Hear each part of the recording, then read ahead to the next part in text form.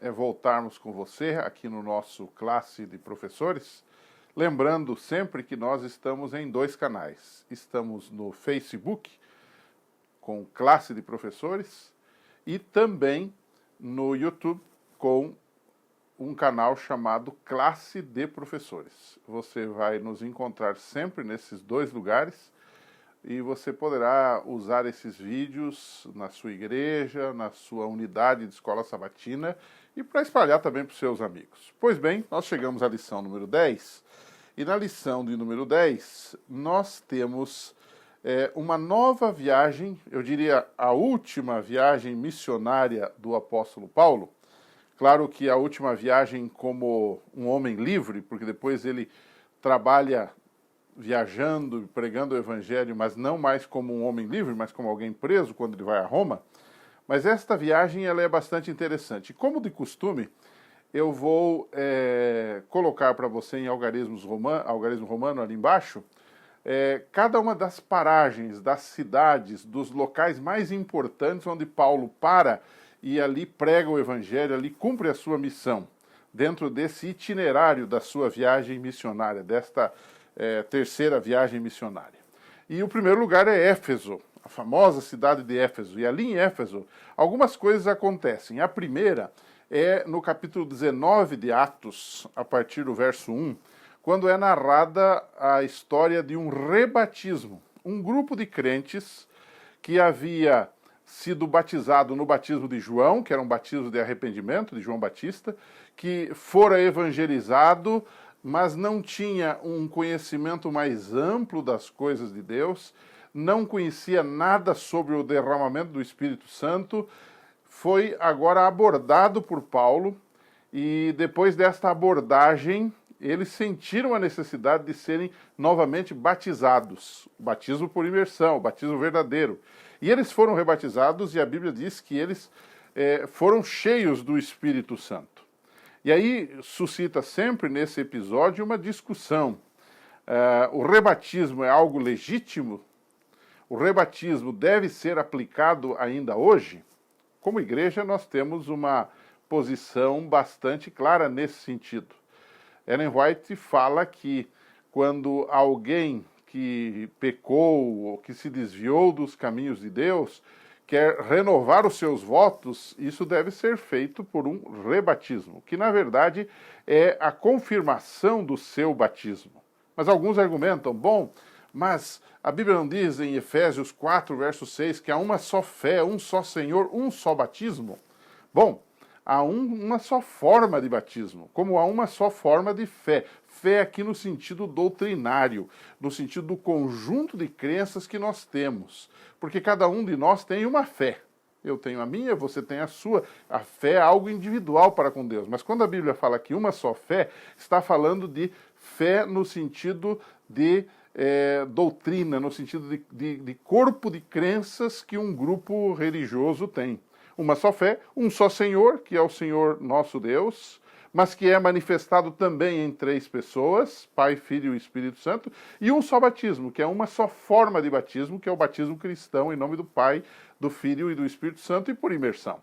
Então, a primeira parada de Paulo, que é Éfeso, nos traz essa reflexão também. Mas, além disso, em Éfeso, há uma questão dos milagres, não é? Paulo era cheio do Espírito Santo, poderoso, até o lenço de Paulo abençoava as pessoas e colaborava na sua cura. E em contrapartida, e aí temos uma miniatura do grande conflito entre o bem e o mal, o que é que nós temos? Nós temos também gente tentando imitar Jesus, né? Seva, por exemplo, era um desses que usava o nome de Jesus para expulsar demônios, né? No entanto, apesar de tudo isso, a palavra de Deus crescia, diz Atos 19, verso 20, e prevalecia ali em Éfeso. No final da história de Paulo em Éfeso, há um tumulto que foi liderado por um sujeito chamado Demétrio. Esse sujeito queria defender os interesses. O que aconteceu? Quando o evangelho começa a ser pregado, as pessoas são libertas das suas crenças, dos seus mitos, dos seus ídolos, e havia lá a grande deusa chamada de Diana dos Efésios. E, logicamente, com a conversão de muita gente, Paulo, trazendo essa gente para o cristianismo, estava causando prejuízos financeiros para os que viviam às custas deste culto a Diana dos Efésios. E o que ocorre é que eles incitaram uma multidão contra Paulo, contra os cristãos, e assim por diante. Mas a Bíblia diz que o escrivão apaziguou aquela multidão furiosa contra os cristãos, dizendo que se eles quisessem, poderiam formalizar até uma queixa no tribunal, o que naturalmente não foi feito. E aí eu tiro uma lição a mais aqui da passagem de Paulo por Éfeso. Não é? A lição é a lição de Áquila e Priscila. Você lembra de Apolo? Apolo era um grande homem de Deus, todavia ele tinha sido instruído até o batismo de João. Ele tinha um conhecimento do reino, mas o conhecimento do reino dele não era completo. Mas ele era um grande orador, ele era um grande pregador. Tanto é que essas pessoas que foram batizadas ou rebatizadas em Atos 19, elas certamente foram evangelizadas pelo próprio Apolo. E então, Apolo poderia estar no rol daquelas pessoas que às vezes dentro da igreja aparecem na igreja e são cheias de talento, são pessoas extrovertidas, são pessoas com facilidade de comunicação, e logo nós colocamos cargos sobre essas pessoas, às vezes cargos de grande responsabilidade, o que é temerário neste momento, e logo essas pessoas desanimam, porque logo vêm as críticas, logo alguns começam a dizer que eles não são verdadeiros crentes, porque os costumes deles não são assim tão adequados ao nosso estilo de vida, ao nosso jeito de ser, e isto causa um problema muito sério, pois o nosso irmão Apolo era esse tipo de pessoa. Mas o que fica para mim bastante claro também é que, como Apolo era assim, um casal percebeu todo o potencial de Apolo, percebeu tudo que ele poderia se tornar dentro do cristianismo. E eles o levaram para casa e eles o instruíram. Se nós pudéssemos usar uma expressão que está sendo muito usada hoje, que está em voga hoje, eles o discipularam. Eles mostraram para eles todo o caminho.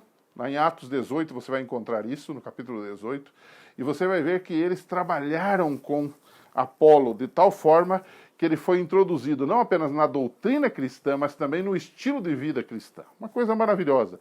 Uma lição preciosa para nós, que muitas vezes temos gente que chega na igreja e que está perdida dentro da igreja, porque não se adequou ao nosso estilo de vida, ao nosso jeito de viver, ao nosso jeito de pensar. E às vezes são pessoas com grande potencial, mas logo vão embora, porque se sentem chateadas, amarguradas. E muitos desses até deixam a igreja e se tornam inimigos da igreja por toda a vida, o que é um problema. Vamos discipular mais gente pelo nosso exemplo, pelas nossas palavras e pelo nosso tato, pela nossa habilidade ao trabalhar com as pessoas. Bem, vamos para a segunda paragem. A segunda é Troade. Lá em Troade, o que nós temos é que Paulo, depois que deixou Éfeso, chegando lá, começou a pregar o evangelho, começou a fazer o seu trabalho. No entanto, quando ele está de partida, o que aparece em Troade, que está no capítulo 20, no verso 7, ele faz uma reunião que se prolonga noite adentro, e ele ia viajar no outro dia. E alguns dizem que esta reunião foi feita no domingo, no primeiro dia da semana, e que essa reunião é uma prova de que o domingo passou a ser o dia de guarda, e já era, nesse tempo, um dia em que as pessoas já cultuavam a Deus e já deixou de ser o sábado para ser o domingo, um dia de culto. Bom, isso não prova nada. Em primeiro lugar, o fato de ter uma reunião no domingo, isso não quer dizer que esse dia passou a ser santificado no lugar do sábado. Por quê? Porque nós temos na Bíblia reuniões em todos os dias da semana, em vários dias da semana, nem por isso ele se torna um dia santo, um dia sagrado. Outro aspecto, que a lição inclusive nos traz, é que esta reunião muito provavelmente ocorreu não no domingo à noite, mas no nosso sábado à noite. Por quê? Porque o nosso sábado à noite aqui no Ocidente, e na nossa realidade atual, é na verdade a parte escura do domingo. Então Paulo deve ter trabalhado o sábado durante o dia E no sábado à noite, que já é domingo, porque na contagem bíblica o dia começa ao pôr do sol, ele prolongou o seu discurso, o seu treinamento com aquela igreja, o seu congresso ali com aquela igreja, porque no outro dia ele iria viajar no domingo. Então, na verdade, o que ele faz é trabalhar no domingo, porque ele está viajando no domingo, ele apenas aproveita o seu tempo, porque ele ia embora de Troade, e no sábado à noite ele faz ali o seu trabalho. Então, essa argumentação de que este é de fato um argumento a favor da guarda do domingo não se confirma. Bom, vamos para a terceira paragem. A terceira paragem é Mileto. Lá em Mileto, Paulo, que estava a caminho de Jerusalém, faz uma parada e ele manda chamar os anciãos de Éfeso, da cidade onde ele já estivera. E ali ele faz um amplo relatório do seu trabalho em Éfeso, lembrando-os da doutrina, da mensagem que ele pregou, fala dos seus projetos, fala do seu futuro, ele tem um certo medo do futuro, não é? E ele faz um alerta. Não é? Se você tomar aí a sua Bíblia, no capítulo 20 de Atos, nos versos 28 e 29, ele dá um conselho para os pastores, para os anciãos, para os líderes da igreja, que é também para nós, não é verdade? Ele diz assim: atentai, ou atendei por vós e por todo o rebanho.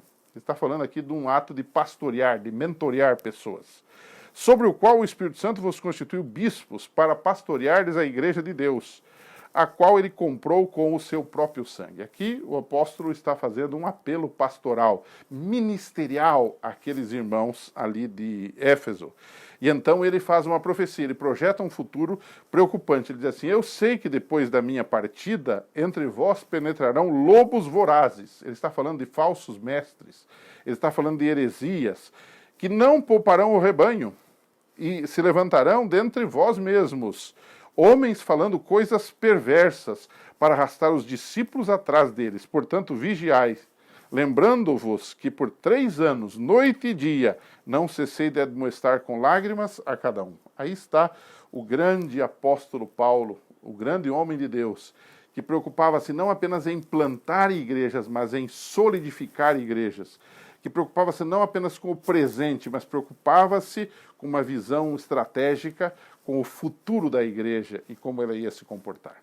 E chegamos então a quarta paragem e última paragem da terceira viagem missionária, que foi Tiro e Cesareia. E a caminho de Jerusalém, Paulo estava, e ele passou então por Tiro e Cesareia, e ali ele foi advertido pelos fiéis e por Ágabo, que era um profeta, que não deveria ir a Jerusalém. Por quê? Porque eles temiam que lá ele seria morto, porque eles sabiam, havia rumores da grande oposição entre os judeus e até entre alguns cristãos contra o apóstolo Paulo. Vejam como a vida desse homem de Deus era algo difícil. E ali em Tiro e Cesareia, ele não apenas evangelizou, mas foi alertado. No entanto, ele assim mesmo resolveu ir, porque ele tinha uma missão a cumprir e o propósito dele era chegar lá e cumprir esta missão, o que de fato aconteceu, não é? Agora, a pergunta que fica para a gente concluir a lição de hoje é o seguinte: o que a ida de Paulo a Jerusalém, nessa terceira viagem missionária, na sua caminhada para Jerusalém, mesmo com perigo de morte, nos ensina sobre a nossa dedicação à obra de Deus hoje, aqui e agora? Às vezes nós, por qualquer motivo, desistimos, por exemplo, de um estudo bíblico, de um trabalho missionário. Às vezes a gente marca um estudo com uma pessoa e às vezes, por causa da chuva, ou por causa do frio, ou qualquer outro empecilho, nós não vamos. Não é? Uma coisa aparentemente fácil, nós temos automóvel, nós temos telefone, celular, nós temos facilidades. Agora imagine o apóstolo Paulo, sabendo que lá ele seria perseguido e talvez até seria morto, porque essa era a intenção daquele pessoal de Jerusalém, assim mesmo ele vai, porque ele queria salvar os sinceros que lá estavam. E isto aconteceu, de fato. Mas isto, de fato, custou muito para o apóstolo Paulo, e nós veremos isso nas próximas lições do nosso trimestre. Um abraço para você. A gente se encontra aqui na semana que vem. Até lá.